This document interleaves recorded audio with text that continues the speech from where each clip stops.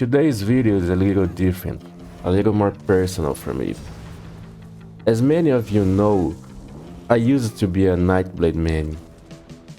That was my class, and it was my foundation on ESO experience for a long time. But, like many other players, I hit a wall. I got burned out on the class. The playstyle, while fun, started to feel a bit one-dimensional.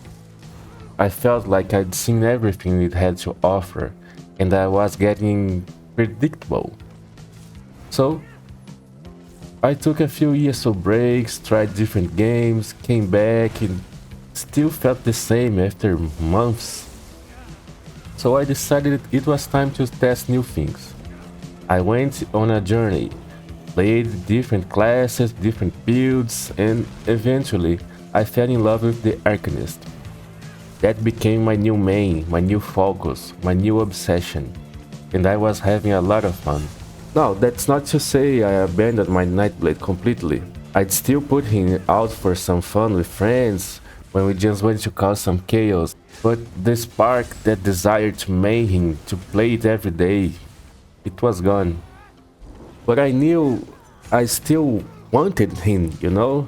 Like, if you see this channel, for example, he's everywhere. Even my profile picture, my banner, everything is based around him. So, after experimenting a lot and playing the Arcanist, tried subclassing, tried no subclassing, until I found this build, this subclassing build. I decided I wanted to give a shot once again with my Nightblade. It made me exactly what I was looking for, exactly what I felt the first time when I started playing my Nightblade. This subclassing build, this build actually made me want to play my Nightblade again, seriously. Not just for fun, but to challenge myself. It takes the little, precise core of the Nightblade that I first fell in love with, and adds up a level of mobility and brawling potential I never thought possible before subclassing. It has genuinely reignited my passion for the class and the game, and today I'm going to share it with you. This build is an aggressive brawling style with a foolproof escape plan. The core idea is to overwhelm your opponent through relentless pressure. We're not a glass cannon, we are a storm of steel and lightning that refuses to die. The Sorcerer's Storm Calling toolkit forms our defensive and mobile foundation. Skills like Hurricane and Critical Surge are the absolute engine of this build. They wrap us in a swirling vortex of armor, speed, and constant passive healing. Every time we crit, we heal. This is the key that allows us to stay on the offensive even when taking heavy fire. And if things get too hot, Streak is our get out of jail free card, letting us teleport through enemies and reposition in a second. On top of that rock solid foundation, we layer the Nightblade's signature lethality. Merciless Resolve acts as our personal minigame, allowing us to charge up a devastating spectral arrow that can chunk half a half bar. Incapacitating Strike is our primary ultimate, not just for its raw damage and stun, but the extra damage dealt afterwards, creating a window where we can become an absolutely killing machine. And to fuel this entire war machine, siphoning attacks ensures we almost never run out of resources. This combination gives you the freedom to be the relentless aggressor or a cunning opportunist, waiting for that perfect moment to strike. But okay, let's cut out the fancy words and get into the build, because we all know this is what you're looking for. If you prefer a written guide, I'll leave a link in the description. You guys already know I'm a Torque fan, so that will always be my first setup, but I have some variations for those who don't see the beauty in it. And by the way, stick around until the skill sections, because how we combine these abilities is where the real magic happens. It's something you won't want to miss. For these alternative setups, Pablo Picasso once said, "Good artist copy, great artist steal." So there isn't much secret here. We all heard about the current meta. For monster set, use Balrog. When we cast our ultimate, Balrog gives us a massive boost to damage and penetration, based on the ultimate consumed. Since Incap is a low-cost ultimate, we can use it frequently to trigger this burst on demand. For front bar set, Order's Wrath is a good, old reliable craftable option. It gives 2 lines of critical chance, a line of weapon and spell damage, and the final bonus is even more critical chance and critical damage. For a build that heals off crits via critical surge, stacking crit is both an offensive and a defensive strategy. Other front bar option is Null Arca. I hadn't tested this one myself, but I've been hit by it and it slaps. If you prefer a proc set route, this is the way. For a back bar, again, nothing new on this one. We've all heard of Rallying Cry. This one makes you incredible tanky without sacrificing damage. When you critically heal yourself or an ally, you grant your group members critical resistance and damage. Since we have so many healing sources and a high critical chance, this set will have close to 100% uptime. If you have access to Monomyth Reforged, go for it as your mythic. Very straightforward damage and tankiness with little to no drawback. If you don't have it, like me, Marking Ring of Majesty, Sentient Seducer or Death Dealer's Fate are good options. Let's not forget Armor of the Trainee for that 1 extra HP line. Honorable mention to Wretched Vitality if you feel the need for more sustain. You can pair it with any of the previous shown sets. For weapon choice, on our front bar we use dual maces, one near horned for more damage and one sharpened for extra penetration, one poison damage for the extra pressure and one crushing, which increases our overall damage. You can try running 2 axes if you use another mythic that isn't Torque. On our back bar, we run a Frost Staff with the defending trait. This increases our block mitigation, turning our back into a defensive stance where we can absorb damage and heal up. The back bar uses a Power Glyph to boost both damage and healing. For gear weight, go with 2 heavies, 4 mediums and 1 light. Remember to keep your heavy chest and light belt. Traits are reinforced chest and impenetrable on everything else. Enchants are all prismatic defenses. On the accessories, go with 3 protective traits and 3 damage enchants. Between Torque and other mythics, you can use the exact same gear. Just swap accessories around and mythics as you want. A quick question for you. Are you a proc set enjoyer? I never really liked the playstyle, to be honest. I'm more of a stat build guy. Let me know in the comments below. Alright, you've seen the gear, but gear is nothing without the right skills to make it work. This is the part that really brings the build together. Before breaking down every skill, I'll show you some key classes passives that make these skill lines walk side by side. From Assassination, Master Assassin increases our critical chance against flanked enemies. Pressure Points increases our critical chance for assassination skills in our bar. Ammo Rage increases our critical damage and again critical chance. So yeah, you're right, you'll have a really high crit chance. From Storm Calling, Energized increases our physical and shock damage. Amplitude increases our damage based on enemy's health. So for the front bar abilities, it goes as Surprise Attack, Bread and Butter Spambo. It hits hard, sets the enemy off balance if you flank them, has a guaranteed Sunder stats effect, and guess what? Yeah, guaranteed crit every 3 seconds. Merciless Resolve is self-explanatory. You probably saw this on your death recaps a few times already. Every light attack increases your weapon and spell damage, stacking up to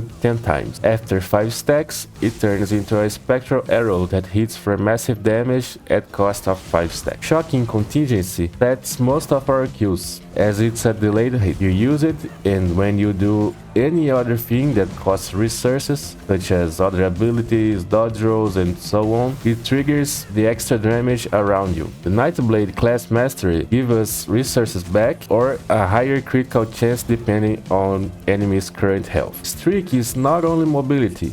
It can be used both as offensive unblockable stun and use it as an incredible tool for escaping or reposition. Siphoning attacks is the engine of our resource pool, allowing us to fight for much longer than our opponent expects. Most of the time you won't need the active part of this skill, But if you really need the extra resources, don't hesitate to trade your health for magic and stamina, as it's easier to recover health through other abilities. This is on the front bar for the siphoning passives, which increases our magic and stamina pool and our healing dot. For ultimate, incapacitating strike is really cheap, stuns, and applies a debuff that makes the target take 20% more damage. If you want more AoE pressure, Dawnbreaker of Smiting or Soul Tether are good options. Also less predictable, as most people expect Nightblades to be running in cap. On our defense and buff backbar, Healthy Offering is our burst heal.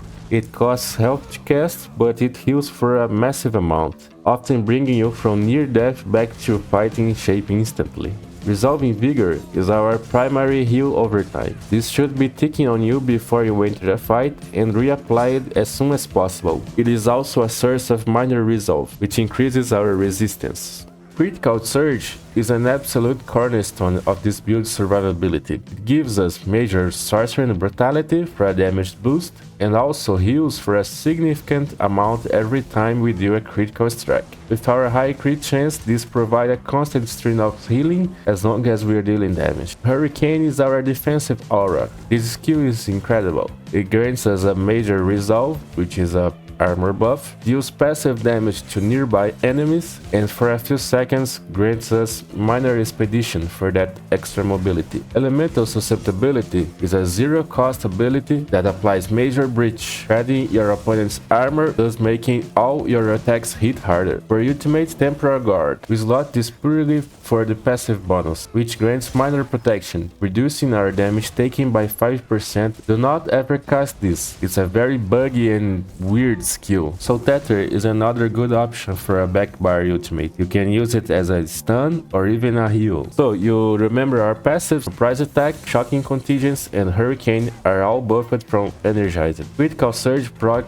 rates go crazy with all the extra critical chance we get to. For consumables, use Urzoga's Smoked Bear Hunch or the cheaper version, Jewels of Misrule. For potions, use 3 pots. You can buy them from the Alliance Point vendor or craft with the combination of Bugloss, Columbine, and Mountain Flower. My character personally is a Dark Elf, but Khajiit is the best option. For stats, I am at 32k HP, which for me is a good amount, and everything else on stamina. Feel free to adjust according to your safety zone and your character's race. And we are playing a stage 3 vampire. For Mundus, go with the Shadow, cause we like big numbers. For champion points, we have enough damage through abilities, so we can run with a more defensive setup. On the blue tree, choose Resilience, Ironclad, Focus Melee, and Fighting Finesse. For the red tree, Celerity, Survival Instincts, Pain's Refugee, and Relentless. Okay, now that you have the theory, let's put it all together. This is the most important part of the video. If you take one thing away, it should be this. Before you see an enemy, you need to prepare. Make sure to cast Hurricane, Critical Surge, and Vigor on your backbar. Identify your target and start with light attacking to build your Spectral Bow as soon as possible. Hit them with Elemental Susceptibility for the armor debuff and extra status effects pressure. If it's only one enemy, you have 2 options. You either walk to their direction or streak as an engagement and stun tool. Begin weaving your light attacks with surprise attack. You are doing 3 things at once here: dealing consistent damage, proccing our critical surge for healing, and charging your Merciless Resolve stacks. Pay attention to your buff bar. When Merciless Resolve glows or does this audio effect, your Spectral Arrow is ready. Oh, and don't forget to use Shocking Contingency in between your abilities to keep your crit buff up and also add that extra delayed burst. From here, there are many ways to proceed. You can keep pressuring with surprise attacks and throw Merciless in between, or you can stun with Incap and follow up with Merciless and more surprise attack. You can stun with surprise attack off balance into Incap and Merciless. There are too many options and possibilities. You'll have to play around and get the feeling depending on your opponent. If the fight turns against you, don't be afraid to disengage. Swap to your backbar, use your frost type to block and in incoming damage cast your heals. Use a streak or the speed from Hurricane to reposition and start the sequence all over again. This last step is crucial if you're playing outnumbered. Play your distance and find the squishiest target. As soon as your burst combo is ready, you go in, get them down and get back to safety as fast as you can. So what do you think of that playstyle? It's a lot to remember, I know, but the payoff is huge. Mastering the rotation takes practice, but it's incredibly rewarding. You have the tools to control the pace of any fight, to survive impossible odds, and to deliver a burst combo that few can survive. This build truly embodies the fantasy of fast-paced magical assassin. Oh, and for the upcoming patch, the update 47, the only change is on shocking contingency, where we swap savagery and prophecy for force affix. But as soon as the full patch notes is available, I'll come with an updated video. If you enjoyed it, please consider liking the video and subscribing to the channel.